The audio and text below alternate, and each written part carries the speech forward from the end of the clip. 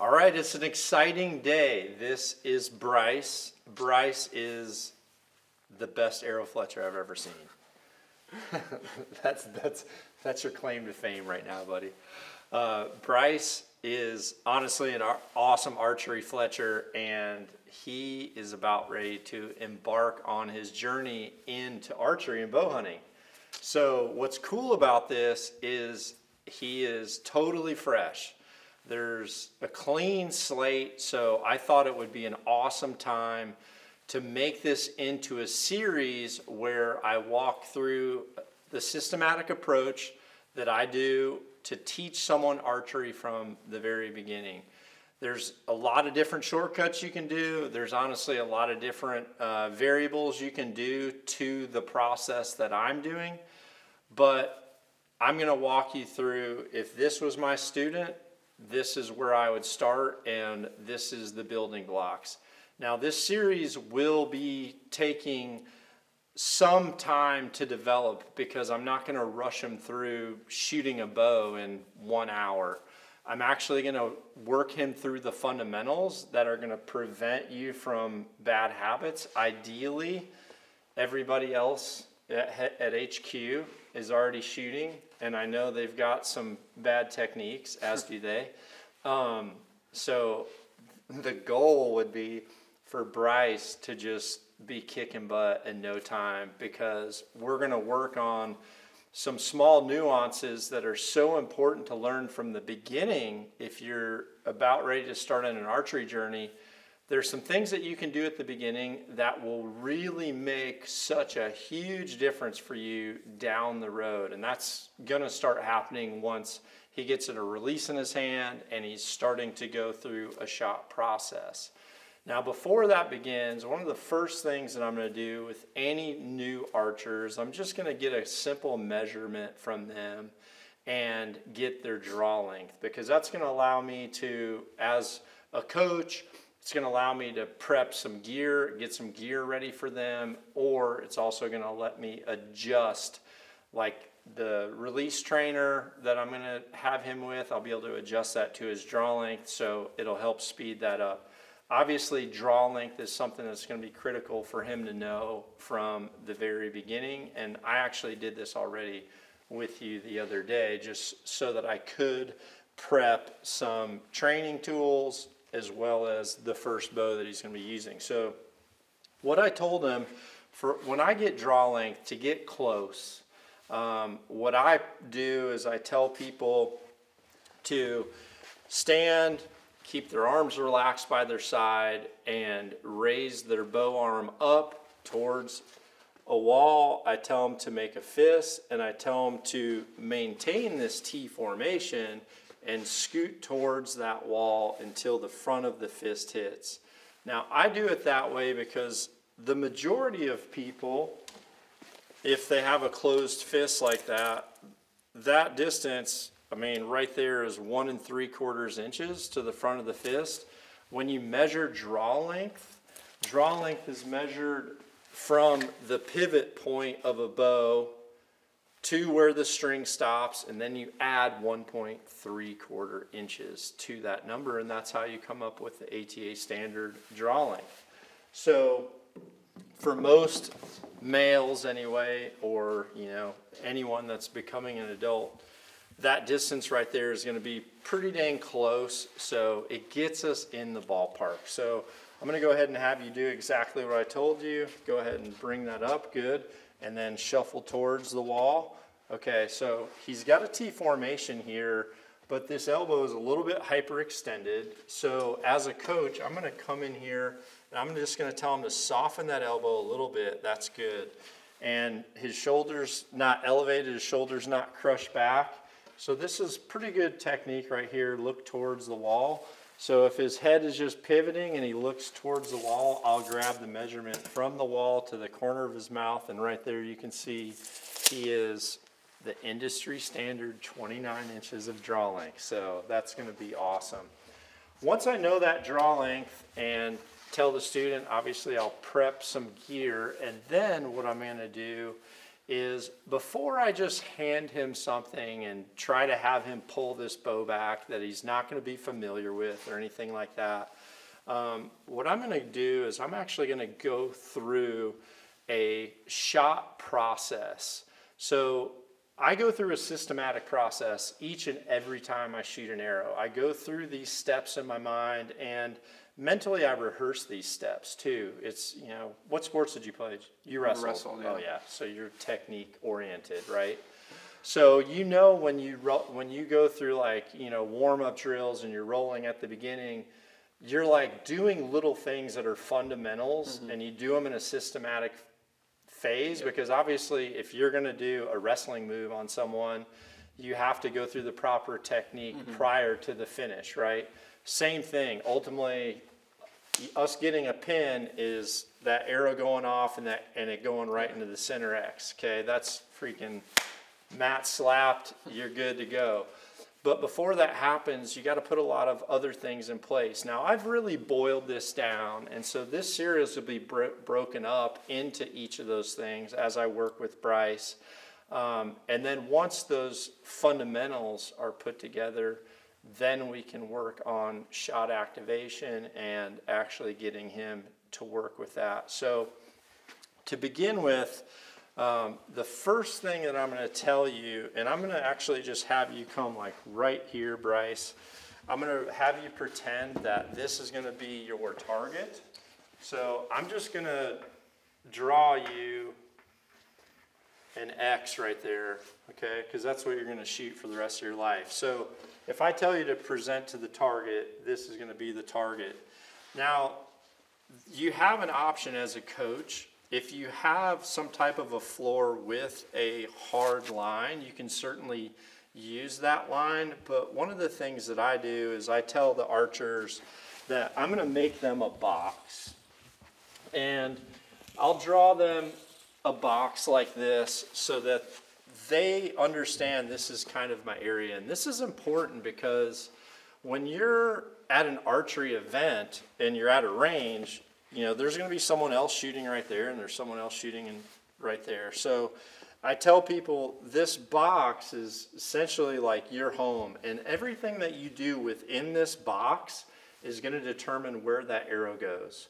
You know, honestly, when your arm gets outside of that box, if you're focusing on your pin, if you're focusing on the target, if that's all you're thinking about and you're thinking about the result doesn't happen if the technique doesn't happen within this box. So this box is your home, okay? If you focus on these simple techniques that I'm going to break down, it's really 5 technique fundamentals that all start from the bottom, start down at the bottom of this box as you're looking down, and they'll work naturally towards the target. So I want you just to think that if I'm going through this process, everything John tells me, it's going to start here, it's going to work up to the target. Once that shot goes, I'm going to bring that bow back down, and I'm going to, you know, get this next arrow loaded, and I'm going to be going through this routine in my mind. Now, one of the first things I'm going to do is I'll either lay an arrow on the ground, pointing directly to the target, or in this case, I'll just draw on this, I'll just trace this arrow going to there. Might be a little bit easier for everybody to look at. So the reason I give that line is because now this is a reference point for your stance, okay? And the very first thing in your shot routine, number 1, is going to be your stance.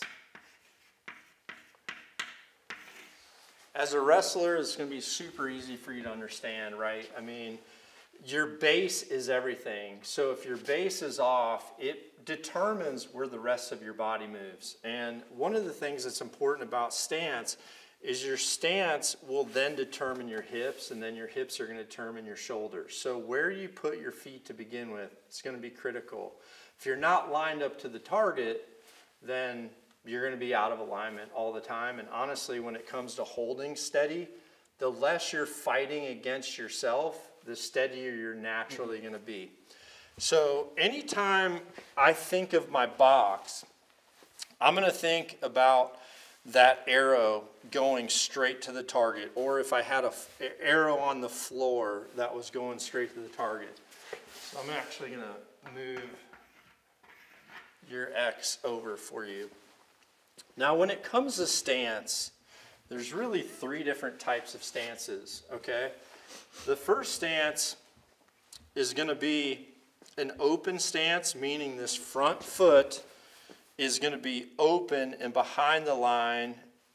And an open stance starts to turn the pelvis. Again, the hips follow the feet, okay? And then honestly, your shoulders are going to follow too. So your stance, when you look down, if this isn't correct, if it's here, closed stance, okay? If the front foot is forward of that arrow or that line, that's a closed stance. And I can tell you that if you ever close your stance, 2 things are going to develop. Because this shoulder now turns across this string, your front shoulder is now going to come into the path of this string. And as you try to pull through your shot, when you bring this humerus up like this, it's going to be very easy to creep and come back. And this shoulder creep is definitely something that beginning archers struggle with to begin with. But if you develop the right muscles from technique, you're not going to have that problem down the road. So a closed stance, that shoulder creeping is going to become a problem. The other thing is, once this comes into the line of this arrow, your front arm is more likely to be hit. So when people hit their front arm, a lot of times they think it's because they're overdrawn, and it certainly can be, but more than likely it's because of where their feet were from the very beginning. So when I describe this to students, I actually just use an arrow, and I'll just kind of set an arrow right here. And so you can see if my stance is neutral, like this, neutral to you, and again, the hips are following the feet, and now the shoulders will follow the hips. Well, in this position, you can see that this arrow is going to be the same path as what my string is, and I've got clearance right here because of that. Now, if I close that stance just a little bit like that, and now this shoulder is in line, well, you can see if that string's going forward, you have a high probability of hitting that front arm, okay? So the first thing that I want you to do is I want you to get in your box. I want you to imagine that arrow, imagine that line, and I want you to put the toe of your rear foot on that arrow, and I want this front foot to be slightly behind that line. If it's parallel to it, I'm okay with that, but you can't cross it. Crossing it, off limits, okay? So nothing here. Now, a lot of people have a slight variation in what they like. Some people are slightly more open. They're not fully open. So I like to refer to this as like a neutral stance. Toes even are okay. I personally like the toe of my front foot in line with the ball of my rear foot. So that front foot is about 2 inches or so behind the rear foot. So if I'm in this position, raise this arm up, I've now got ample clearance here, and my shoulders are actually in a very good position to where I'm still going to be able to pull through later in one of the later steps. So go ahead and step on that line. Let me take a look at your stance. All right, that's awesome. Back that front foot up just a little bit. Okay, just remember, if this is a line going straight to a target, if you're crossing that line at all, even if your stance is correct, now you're going to be shooting across yourself to get there too, okay? And what will happen is, if your torso is turning to like aim across yourself, then as you hold longer and longer, it's going to want to untwist itself. And so you're going to be like going off the target, going off the target. You're going to be fighting it back. So whenever you imagine that line, just get that front toe on there just like that, and then that'll be fine too. Like all that's good. So just to give you a quick rundown, there's really three types of stances. Let's see. Neutral, E, N, E? Heck the heck, well. For those of you watching, I'm always good for at least one or two typos. I did shoot archery in high school and played football. I didn't really go to class. All right, there's neutral, there's going to be the open, and then there's going to be the closed. So the reason why I tell my students the depth of each of these stances and the causes and effects is because at some point as an archer, you are going to start to make mistakes. And as a coach, if I describe cause and effect at the beginning, I feel like, at least for me as a learner, when I know why not to do something, it sinks in and I understand why not to do it. And if all of a sudden I hit my arm, you know, if you're out shooting and you hit your arm and then all of a sudden you video yourself and you look back and you realize, you know, this front foot's forward and you're shooting across yourself, you're like, okay, well, there we go. I know not to do a closed stance. So go ahead and step into that box one more time. Okay, feel comfortable there? Yeah. All right, so I'm going to make this a little easier on you. And I'm actually just going to go ahead and trace these J1 lows. Good choice.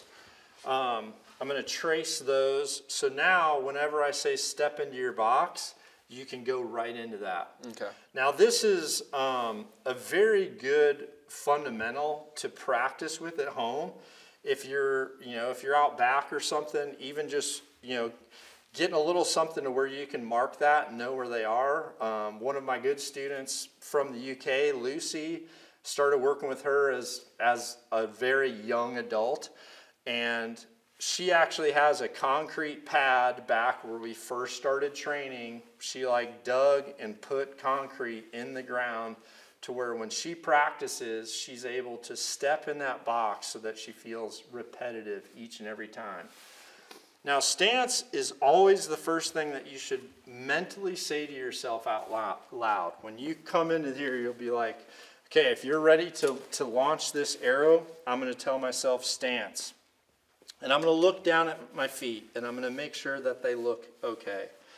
Now, when we talk about these different fundamentals to proper archery technique, how it looks is only half of it, okay? There should be two things that you think about each and every time you go through one of these 5 steps, okay? The first one we've already talked about, which is, does it look right? Okay? Does it look right? Then the next one is,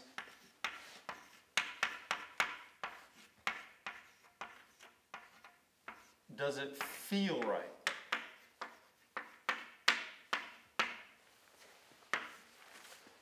Because with each one of these things, the more of your senses you can incorporate it, the more you're going to be able to fine tune it. Okay, so it's, honestly, it's like, just like again, when you're wrestling, when you're learning something, it's nice to be there and rolling and you're learning it, but sometimes stepping back and watching people go on the mat lets you put more of your senses together to where you can understand it, and then reviewing yourself lets you obviously see what maybe you're doing differently than what you feel.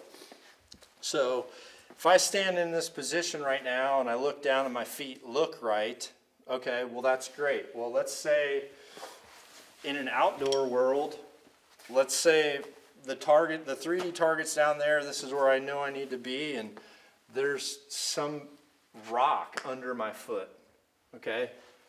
Does it look right? Yeah, it looks right. Does this feel right? No, it doesn't. And as an outdoor archer, it's usually pretty easy for you to choose, if you're outdoor shooting, you can move right there and you would have been off that object. So you don't want to feel off balance with your feet, because one of the things, regardless of sport, your feet and your brain have such an awesome connection. You know, I tell people it's why a lot of elite level athletes focus on reflexology too, because your feet have such an immediate connection to your brain. And if your feet are like, I'm unsteady, I'm all over the place, I don't feel like I'm stabilized, then what do you think the front pin is going to be thinking about too? It's going to be feeling that same thing. So does it look right? Does it feel right? Go ahead and step into your box. Nicely done. Does it feel right? Pretty flat? I mean, J's and concrete, it's not going to get any better feeling than that. Okay, so number one is going to be your stance. Number two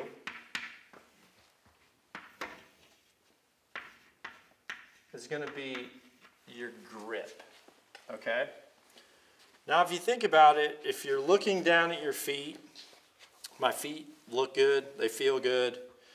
My mind is literally looking straight down like this. The next thing that I'm going to bring my attention to is only a few inches away, which is going to be my bow grip, okay? Now, for right now, don't get crazy and start pulling this thing back or anything. I'm just going to give this to you. Go ahead and step into your box first.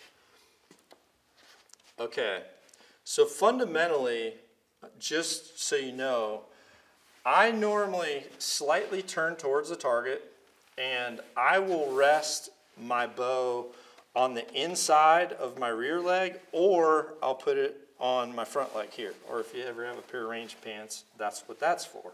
Same thing. Because I want you to get in the habit of handling this bow in a way that lets you grab your string and now have your bow hand free so that you can find your grip placement, okay? If you're always like this, then you're going to be grabbing this bow in weird positions, and when you go to pull it back and then you're adjusting your grip, it's going to be improper technique. So go ahead and learn to just rest that on that inside leg. Good.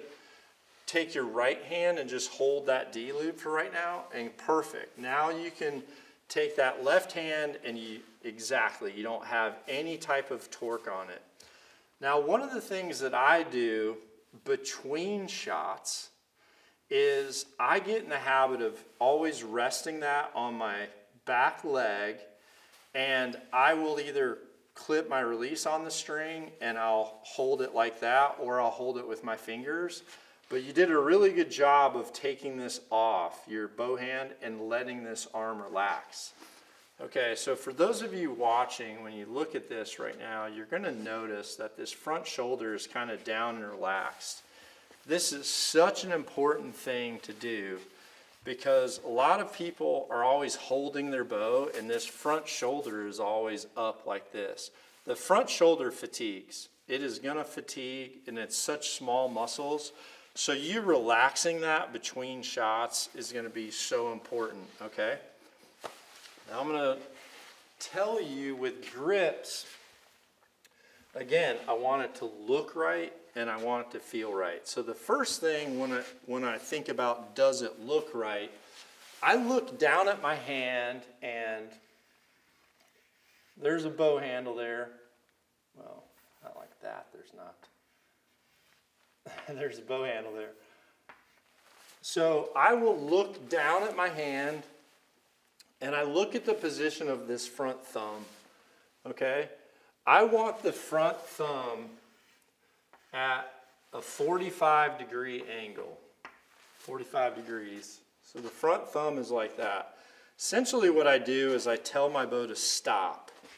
Okay, this was something that I learned years ago from Larry Wise, and he's like, you know, if you just tell your bow to stop, your thumb is naturally going to be at that 45-degree angle.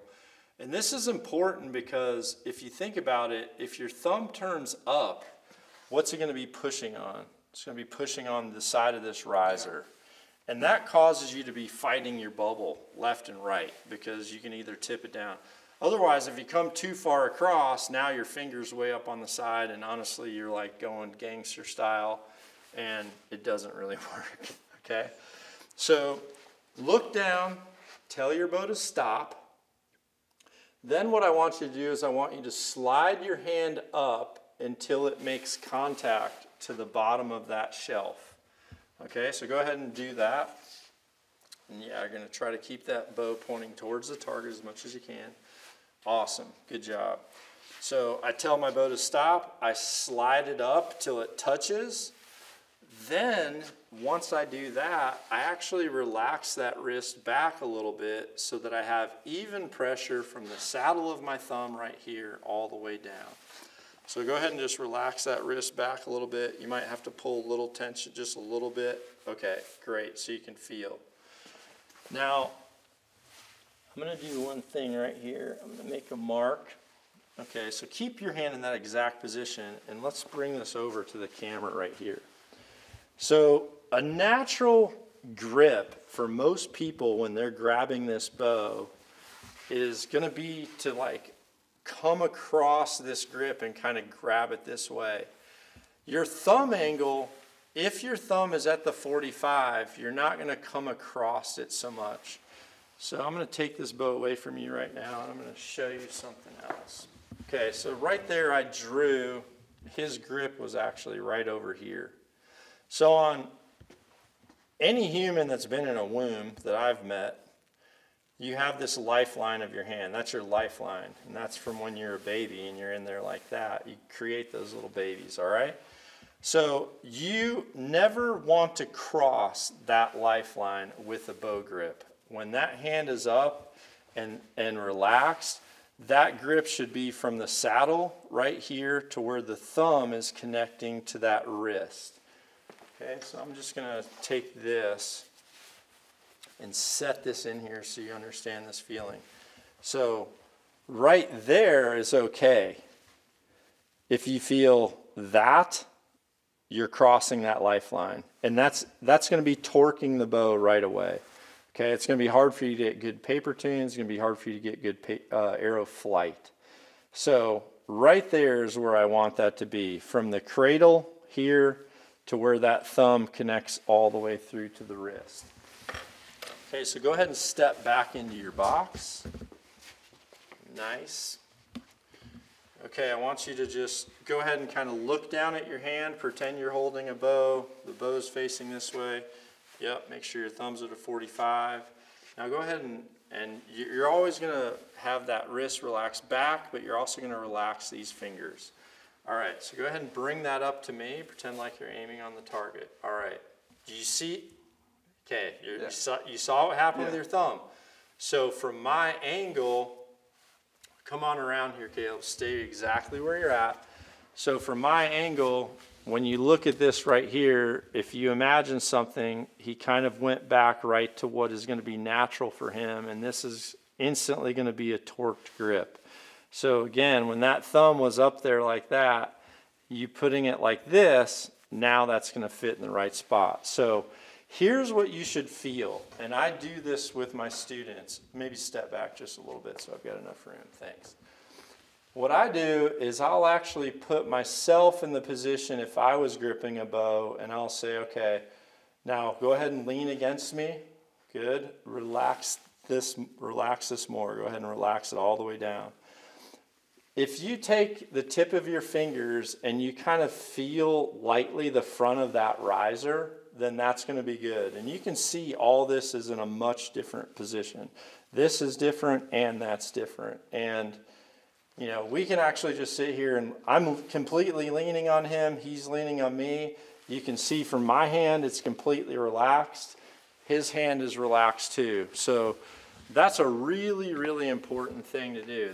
And a way that you can expand on this if you have a student is, I always say lean on a door. There's always a door around for me. So I tell people, okay, if that's your bow grip and I gave you a kill cliff and I said, you have to just have one foot on the ground and your job is to lean on this, and you better make it effortless because you're going to be doing this for a long time. When you find the right place that you can do that, it's not requiring effort. It's requiring anatomy. This is requiring bone alignment. My front arm is correctly seated in the scapula. That humerus is on the scapula, right? I'm sitting here, this front hand's relaxed. I'm not grabbing the door like this, okay? You know, I'm not flaring my hands out like that. That all requires muscle. It's gonna get tired.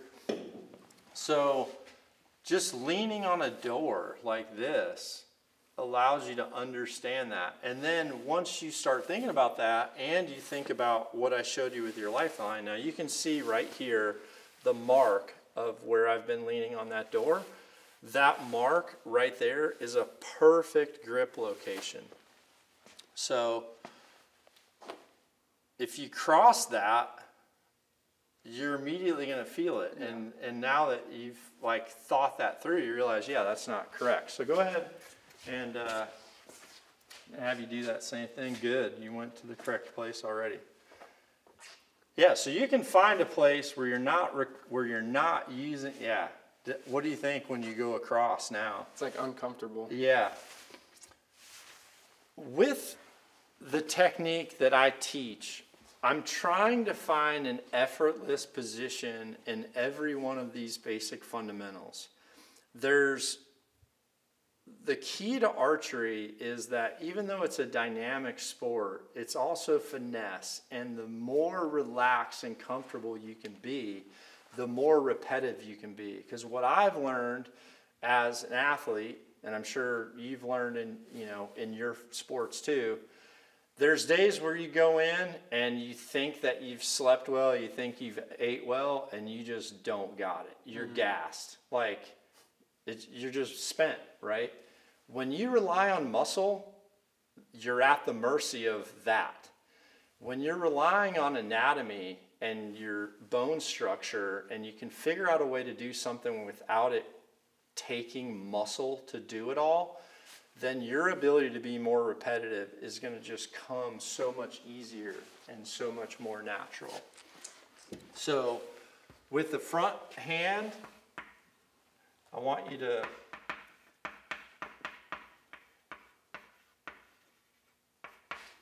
tell your bow to stop.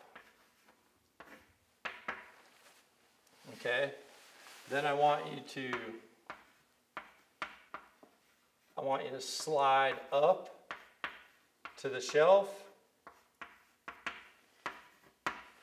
and then relax that wrist back.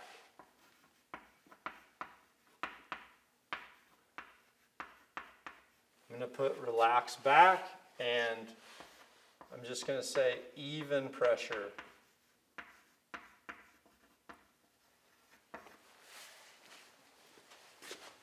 All right, so you can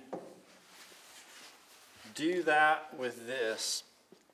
And at this point, as a coach, and if you're watching someone for the first time, just letting them do these simple things. And honestly, I keep going back to these fundamentals. As a coach, I'm telling him to step into his box. Okay? I have him step out, I have him come in. He has a visual aid to let him see where to step into, which then allows him to notice that his feet are looking right and they're feeling right. This is already starting to ingrain. And again, let's get that backhand more like right there. Good. And go ahead and just focus on those things. Tell your bow to stop there, slide up, relax the wrist back. And you can hold the string and raise that bow up towards the target. You don't have to pull it back, just raise it straight up. Good. Okay, go ahead and let it back down, reset.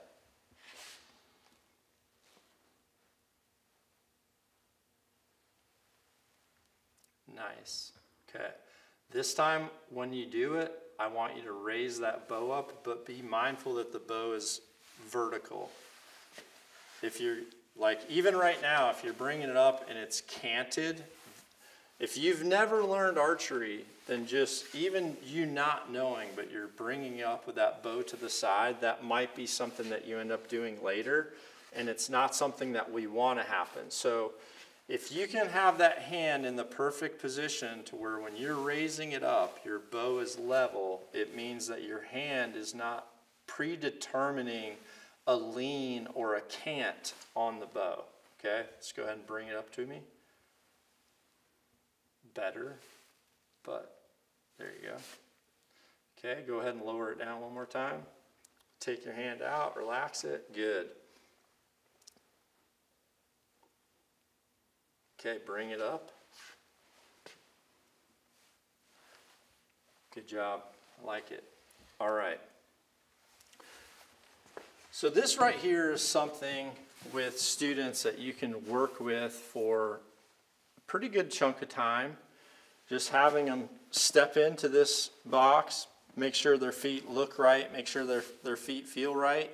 And if you have handed your student a bow at this point, or if you're a student watching this and you have your bow, this is such a good time to just, as small as this is, as small of a detail as this is, just learning how your stance could be and what needs to happen so that this bow can be here, can be straight towards the target, your bow can be level, and you can learn to address that grip. Because as simple as this seems, this right here is such a critical step. And if you're following these techniques correctly, and you're looking down at your feet, rear foot, front foot, then your attention is only going another 10 inches and you're able to already see that grip. And it looks right. Once you lean back on it, it feels right. And once I raise it up, if it feels right at that point, then we know that we're able to move on to the next step. One of the things before we cut up this first block, I'm going to go through 2 fundamentals at a time, so make sure you tune in to the next episode. But as you're working through each and every one of these, again, does it look right? Does it feel right? Those are 2 really important things to think about. But the other thing that I really want you to think about is just these little nuances of what feels comfortable. Because if you get to the point where you look down at your feet and you're able to step in there and that feels right, and you're able to address your bow grip and lean that hand back and raise the bow to the target, and the bow's not trying to tilt one way or another, if you can get those little steps done, and it might only take you 20, 30 minutes right now to do that, these little techniques are going to be so important because they're going to be things that you're not having to go backwards to recreate later. What I will tell you about archery is there's definitely fundamental things, there's systematic steps that you have in place.